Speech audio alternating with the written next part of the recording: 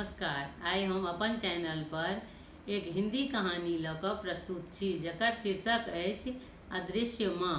यह कहानी दुनिया की सभी माँ के बारे में है और उन लोगों के लिए है जो ये सभी कहानी सुन रहे हैं।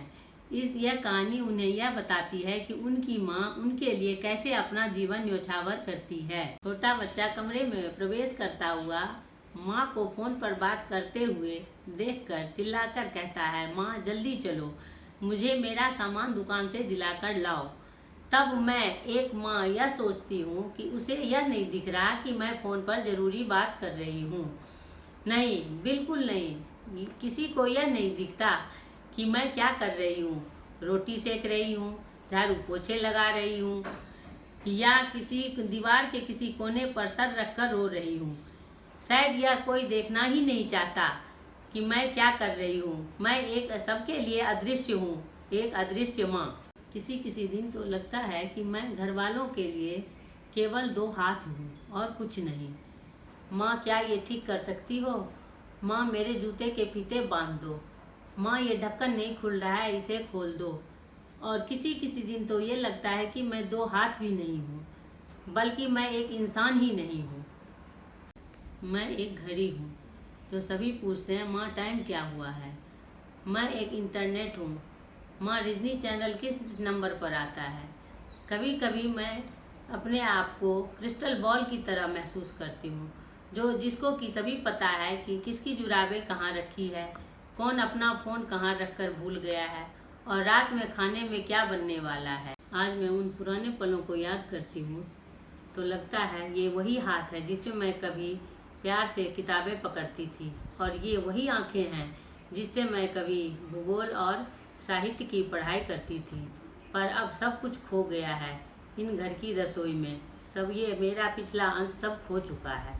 एक रात की बात है, मेरी एक सहेली दक्षिण भारत का भ्रमण करके हाल ही में आई थी और रात के खाने पर हमारे घर आई थी।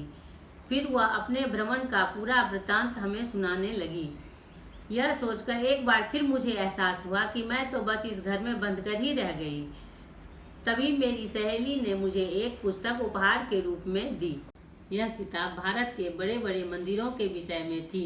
इसके पहले पन्ने पर मोटे मोटे अक्षरों में लिखा था, अनदेखे कार्यों की महानता। चंद दिनों में मैंने पूरी किताब पढ़ ली, जिससे मुझे अपने जीवन संबंधित कुछ सत्यों का आभास हुआ।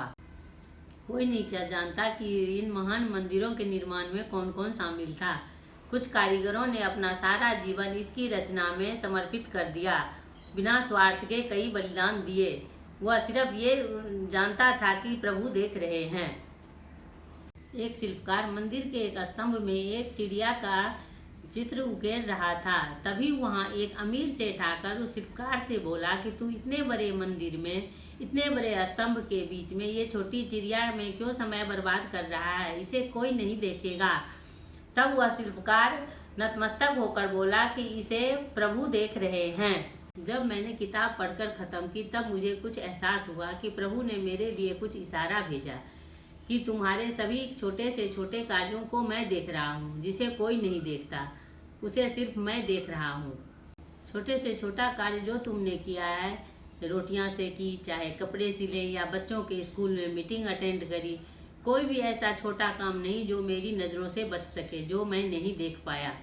तुम एक बड़े भवन के निर्माण में लगे हो जिसका भविष्य तुम्हें नहीं पता कि ये आगे चलकर कितना बड़ा भव्य निर्माण होगा। हम सभी माँ बहुत बड़े कार्य में लगे हैं।